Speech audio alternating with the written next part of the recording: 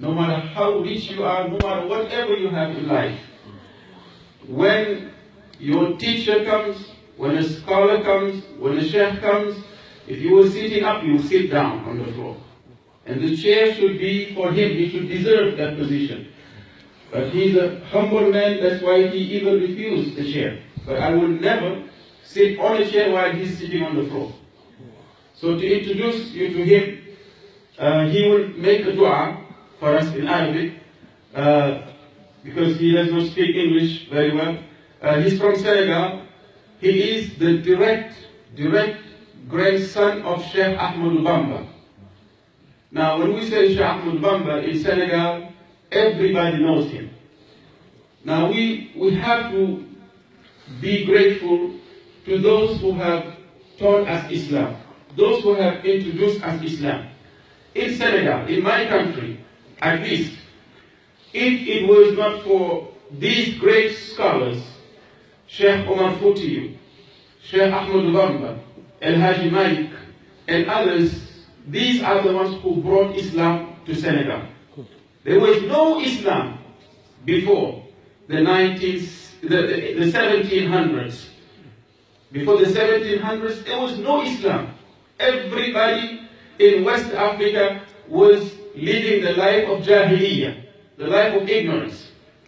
So because of his grandfather, we have become Muslims. So we owe them a lot.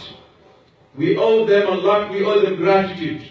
So when they visit our masajid, when they visit our schools, this is a great honor. That is why I say we have never received in this school a guest greater than him. Regardless of who has come here, regardless of the knowledge they have, we have received many imams who memorize Quran, who have all the knowledge, but to receive somebody who showed you the guidance, because of him you receive Islam, there is no greater ni'mah, there is no greater shukr that we should show to him. تفضل مشكورا يا شيخنا العزيز. مرحبا جزاك الله خير. اهلا وسهلا اهلا وسهلا اهلا وسهلا. وعليكم السلام ورحمه الله وبركاته.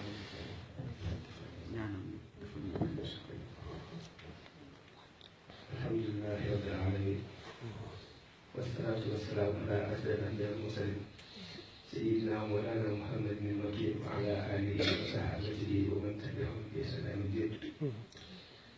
أحييكم تحية إسلامية مباركة وأقول لكم السلام عليكم ورحمة الله تعالى وبركاته. وعليكم السلام ورحمة الله وبركاته. وأوصيكم